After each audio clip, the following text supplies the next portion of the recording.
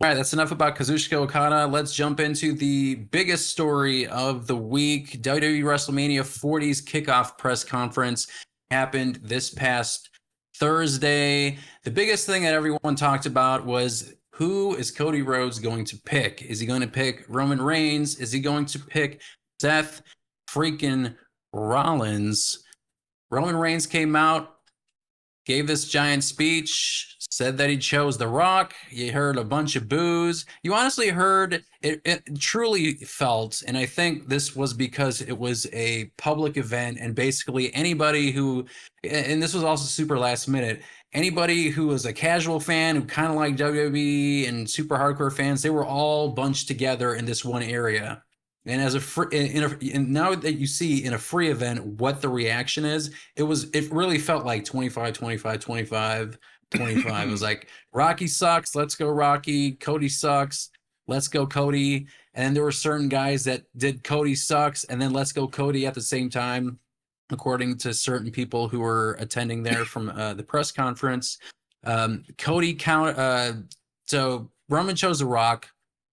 Cody Rhodes came out, said, "This is bullshit." Gotta bleep that now.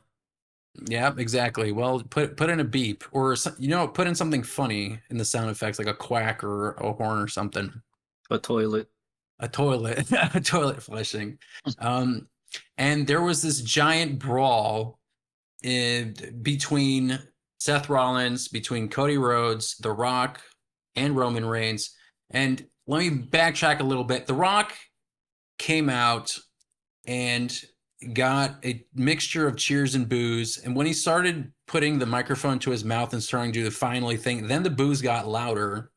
And you can tell when he walked out, his aura and also just the way he approached the conversation in his promo felt not what he normally does. Like I don't know what it was. I don't know if it was the energy or whatever it was, but it felt heelish. The mana. Yeah, exactly. It felt heelish. Yep. And I felt uneasy. I was like, wow, this is weird. I don't know where he's going with this. And then he pulls up his PowerPoint presentation, his Google Slides or presentation, and pulled it up on the projector and showed the screen of the bloodline. And it had this giant tree, basically putting anyone who was involved in their family in wrestling on that tree, and went into this whole speech. And it felt like 1997, 1998 Rock. It felt like corporate Rock. And it seems like that's where they're heading with The Rock and the bloodline. Now, what did you guys think when you saw this segment? Your initial thoughts as you were seeing it play out, and the aftermath of SmackDown, of what Triple H said on SmackDown. What are you guys feeling right now? Because I am feeling, I sent you guys this during the chat. I was like saying, "Oh, this is good. Ooh, I don't know if I like this." And then I sent the GIF of like, I'm in a glass case of emotion, because I'm like, I've never, or at least I haven't seen this from WWE in a long ass time, of how they approached a storyline in this way, where they allegedly pivoted, but now that they pivoted, now they opened up the doors to this completely new reality of what is possible in WWE. Just share your thoughts. Just share them out. I have a lot to say, but it doesn't matter what I think. Okay, well then, Andres, what do you think? Yeah, I absolutely loved it. I didn't watch it from the beginning. Like I saw clips of it on YouTube, but when I put it together, I was like, wow, this is really good. Like it seems really personal too at the same time. And like The Rock's involvement, and the dividing of the crowd, and The Rock not really being used to that again, like he was either the most hated guy or he was the most loved guy, like. And then when he did like the movie star thing, then he was like heel again, but like people still liked him. But like, so this is kind of getting to that territory again where like, we're seeing like the heel Rock kind of come back a little. And he's also like pulling his authority too, like, like telling Triple H to fix it, or he's going to fix it. And, like, I'm like, damn, like, so now Triple H is involved. Did he tell? I saw in the comments section, I didn't read it, but like someone said that The Rock told Triple H you're lucky that you can't like fight in the ring anymore. Did he say that to him? What Like, he actually said, they blurred out because he said he dropped the F bomb, but it was in reference to Cody. He said he was going to smack the freaking teeth out of his mouth or down his throat or whatever it was. So that's what they blurred out. but did The Rock yeah. tell Triple H that he was lucky that he can't fight anymore? I didn't hear that, and Okay. yeah. 'Cause I was like, wow. But no, still, it's actually really cool. It's really cool seeing The Rock and Triple H still have such an impact to a story that doesn't involve them in the main event. Playing the politics, especially with Triple H. Like Triple H was always like he had some kind of politic like pull as a heel, McMahon Helmsley era, but now he's like the good guy doing it. So it's really cool him pointing that out that like he's at the final say and The Rock's not happy with it, and I don't know, I love it. This is probably one of the first build-ups I absolutely love going into WrestleMania. Rock is trying to revive kayfabe by going on the Pat McAfee show and talking about Cody crybabies. He's like, Yeah, I mean that's perfect. He's like, this shit's real. Everything involved, yeah. Basically, it's how it's feeling. Yep. He said, "You nerds ruined my main event." Yeah, which is good. I think that because it does have a lot of people like fucking heated up over this for sure. Like people are like emotionally invested, and that's the cream of the crop when it comes to like storylines and stuff like that. So you want that, and this is bringing it. It's like fucking nuclear, right? At this point. And not only that, but there's been this ongoing discourse about, oh, this was planned since January, and Dave Meltzer essentially gave like 50 scenarios, but didn't. Oh, he couldn't be wrong. But exactly. He basically Dave Meltzer, fucking he idiot. said that this was covered since January. Clean your room. Sean Ross Sapp and Fightful Select, and they've been more accurate in terms of more storylines. So I kind of leaned more towards him, where he essentially said that there did seem to be a pivot with the purely if you just look at the SmackDown segment where Cody Rhodes came out and he had this interaction with Roman Reigns, and he mentioned that not WrestleMania thing, and that is such a sticking point to me because it just didn't make any sense logically why you would say that. And if this was the long-term plan, why would you put that line in there? And then you had the whole "we want Cody" revolution, quote unquote, for like 3 or 4 days, and you had this giant stink about it, and they played it out, and it seems like they pivoted. But what I'm essentially saying, I don't think it really matters. I don't care if it's duck season or if it's rabbit season, where if you remember the Acme cartoon, they keep ripping that off the tree. It doesn't matter. It doesn't matter. Wrestler. It's perfect, and I really like that. If it was long-term planning, great, good job. Questionable about that specific line, fantastic. If they pivoted, also awesome, because you just opened the doors for something very intriguing. And if you pivoted on, if you turned on a dime and you made this angle and made it so intriguing, I am excited for the future of WWE and their storytelling, because I think Vince McMahon was the biggest bottleneck and vice around the neck of storylines and just stopping and starting certain things and not having things flow, or, long-term storytelling was almost non-existent in WWE. He's a little tied up with some other stuff. Yeah. So I'm super happy with where they're headed. Me too. Yeah. Any other thoughts? Like, where do you guys think this is heading? Because we had SmackDown on Friday, and this is probably going to air after Raw, so maybe there's going to be additional details. But Triple H they kept leaning into it. Triple H looks like he's the face authority figure, and it seems like they're doing this wrestling between the WWE management. So you got the umbrella of Endeavor and TKO, and then you have WWE as their own company, and they're underneath this umbrella, and they're in their bubble managing and doing their thing. This is their product. And then you have the board of directors and everybody above, the people, the executives and people who essentially gave The Rock this position, and they're leaning into it. They're actually using this actual role that The Rock has as a member of the board of directors as part of the storyline. Where do you guys think this is headed? I mean, like immediately next. Immediately, and even where do you hope to see it in the future? Like what immediate and in the next couple of months and year? I mean, for sure. I wonder what Rock's like contract or whatever you want to call it. I mean, I guess it's not a contract. He's just an employee of the company, right? Yeah. But like as far as like the timeline and involvement of what, like, where is it gonna go? Because like I could see him past like SummerSlam doing this thing.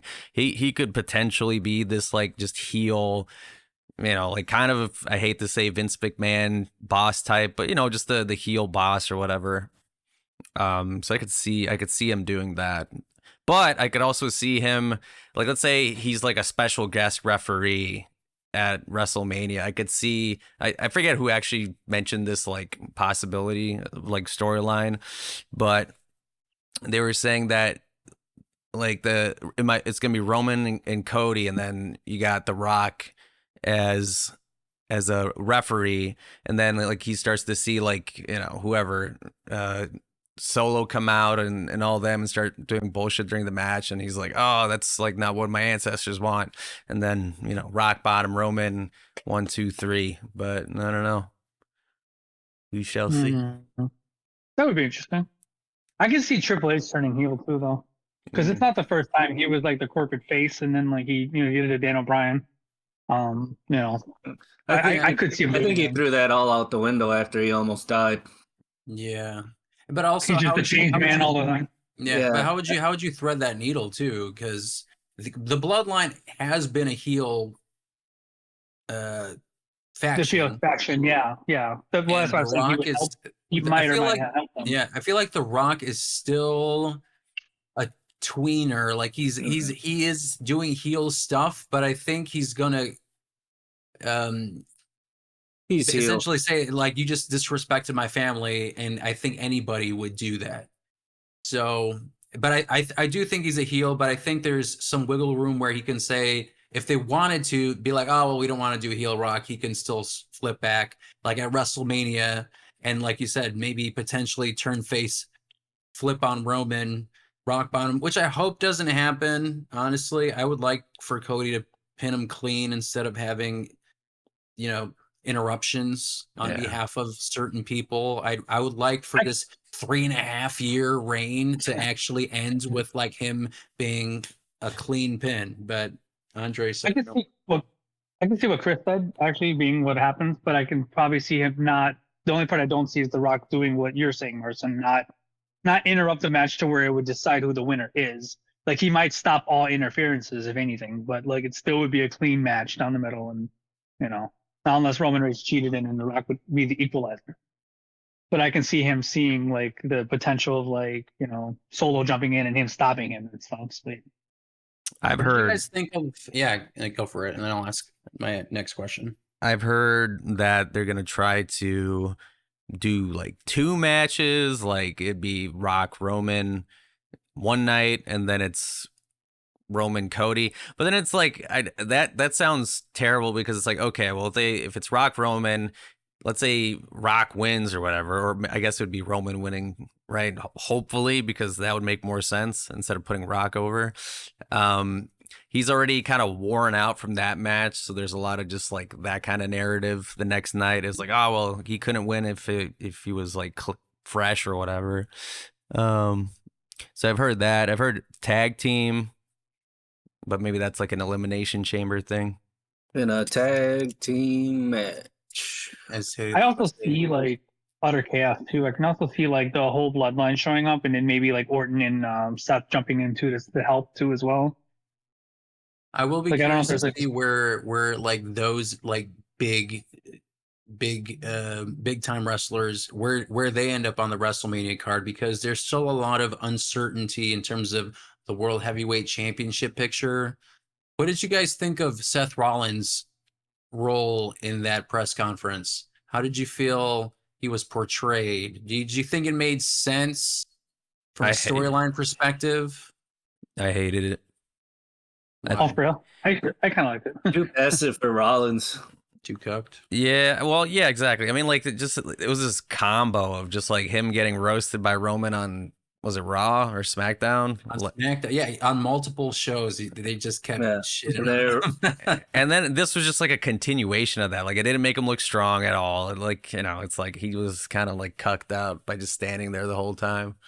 They didn't really say anything back. Like, they just kind of like bombarded his ass. He said, loser bracket, all that shit. So He did. I think it was a good way to build it up for later, though. Yeah, For his and he involvement did when he later. was interacting with The Rock. He did bring up the board thing. Like he said, just because you're on the board doesn't mean you can do whatever the F you want, or something along those lines. And I think that's what he said. yeah. So that was cool. Like he got that jab in. I don't know if that was planned, but I think if he was thinking on his feet, that was smart. And again, what we talked about, leaning into that position as a board member, I think is very, very good storytelling. And I also hope it's not going to turn into like traditional, like Vince McMahon, Stone Cold Steve Austin stuff. I feel like you could get a little more nuanced, like more gray area than that. Like not just clearly bad heel. I want more of like a Yakuza style, like power struggle, and they have motives that are a little more explained, and it's more gray. It's not just like, oh, I'm a bad guy and this is why. Like I think it's more interesting when there are shades of gray than just clear good guy and bad guy. Negan and Rick. Gonna have to go to remediation with Nick Khan. Yeah. In these segments. I liked how when the press I'd conference live for happened, that. I'd live. When I saw the podcast, or I'm sorry, not the podcast, the press conference the first time, I saw it on Instagram, but it wasn't uploaded by WWE. But it was funny because so whatever page this was, they allowed all swear words and stuff. So the microphones on the wrestlers, when they were fighting each other, man, I heard like F-bombs and like shit and all that, like just being thrown back and forth. So it was like a real like a UFC face-off kind of thing. So I thought that was funny. They haven't done that either in a long time. Like there are occasional things that they'd say like bitch or ass or whatever, but they really kind of leaned into just like the real part of like how they might actually react if they got slapped or if they got in a fist fight, or probably backstage talk they get upset. Yeah, it's definitely creating that realism, like for that aspect. I mean, like I said, it felt like on a personal level because even I was watching, I'm like, oh damn, like yeah, I had to remind myself it was fake. Yeah. I mean, it was a little heated. Yeah. You don't have two, like essentially combat sport companies and not make it as like real as far as like interactions go. I think that PG like shtick and stuff is kind of like more or less gone. Like, sure, it's not like they're just gonna be purposefully doing some crazy shit on TV, but I think there's just a bit more of that, disgruntled reality kind of a thing. Like, as if I was actually gonna fight a motherfucker, yeah, I'm gonna act this kind of way, like I'm gonna throw some words out. So I'm guessing that's where they're going with this. How long do you think the Bloodline story arc and in tandem The Rock, this whole feud, how long do you think it's going to last? It's obviously another year. Yeah, I don't think it's going to be like, oh, this is a WrestleMania angle. And I don't even think it's going to be like, oh, they're just going to end it at SummerSlam. I think when Brian Gewirtz, who's the writer with The Rock, and he does a lot of his segments, and now they've kind of mixed him in with the other WWE writers, and he used to be a former writer for Monday Night Raw, I think, for at least 10 or 15 years. What, like, it's probably going to be at least a year, right? If not more. I mean, that's, you guys think? I think the Bloodline thing can be like an arc, like the Roman arc ends, and then you got, the Rock arc, right? And that goes on for like a while. Freezes. Maybe they would fight for leadership. Exactly. There's some Samoans that are free agents right now too. Yeah, right. I mean, but do you think they join the Bloodline, or do you think he'd be like an enforcer for Cody Rhodes? You're saying Rock being an enforcer for Cody? No, I forgot the name of the wrestler you mentioned, but Zilla and Jacob are both free agents. Yeah. I don't know. Would it be like a fight within the Bloodline for leadership, like The Rock would want it or something? I mean, they've had internal conflict. They've had the whole Jey Uso. They did the SummerSlam match. I feel like it'd be interesting to have family members who are part of the Bloodline to be debuting, but not actually being the bloodline, like just being on the outside and maybe being on Cody Rhodes' side, just to have that dynamic that's a little different, and maybe they can offer a different perspective, you know, because then it'll just feel, to me personally, I don't know how you guys feel, it'll just be like you had Solo Sikoa, and now you're just kind of like bringing in more Solo Sikoa. 2 more solos. People. Yeah, exactly. So now you're just having Solo Sikoas and I guess Jimmy Uso too, because I don't know what they're doing with Jimmy Uso right now. There's another person too that can very well be part of this. Is also Yeet. the Rock's daughter. No Yeet. The Rock's daughter. Rock's daughter, yeah. With all those death threats. Naomi, I feel that's the other thing. If you guys didn't see the Bloodline tree, Naomi was on that tree too. I thought they were just going to be like doing, I know that. you know. They forgot Zilla though. Yeah. He's only Umaga's son. I'm kind of curious about if it was like a slip of the mind and they just didn't remember including them, or if there were deliberate decisions made when they were creating that tree and specific omissions. Was Tamina, the Snukas aren't related, are they? Like, they probably fucking cut their palms and high five too. They're part of that other branch that kind of extended over there. Well. But I'm going to be interested in seeing if they're going to acknowledge, and I'm pretty sure they've already done this, her marriage to Jimmy Uso, right? She's not married to Jay, she's married to Jimmy. Married to Jimmy, yeah. Yeah, and they're both on SmackDown, and so is most of the Bloodline storyline. I want to see her involved in that too, because that's just another layer that they haven't really explored, like having a woman wrestler part of the Bloodline. I think that layer should exist, and they should be exploring that part in a different way, maybe involving women in the women's division into the Bloodline. Like that'd be awesome. That would be cool, actually. Yeah. Yeah. That's why I think the Rock's daughter would be good for the Bloodline, because then it would make the Rock's involvement even more interesting too, as well. Exactly, because she's actively the GM of NXT. Oh, I didn't know that. Well. Right? Or am I making that up? I'm pretty sure she's GM of NXT. Yeah. And she's kind of being an assistant to Nick Aldis, sort of like a shadow type. What is Shawn Michaels doing? I thought he was the guy in charge of NXT.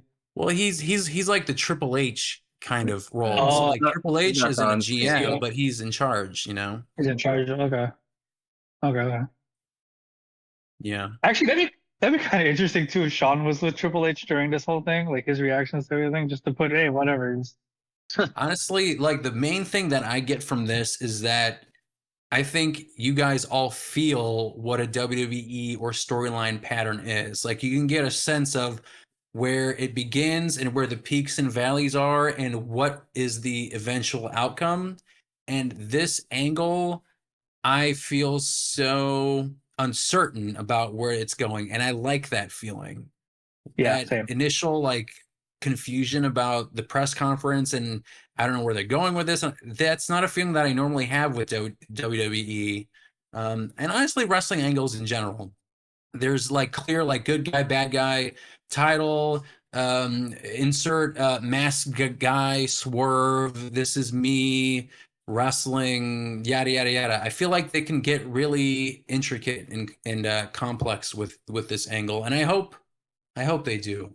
You know, and I'm just super excited for it because I can't predict what's going to happen next, and that's a good thing. And that's not something that you can really say for WWE in the past 20 years. Triple H said, "You ain't seen nothing yet." He did, but a lot of people say that, you know. So he just has to put his money where his mouth is. True.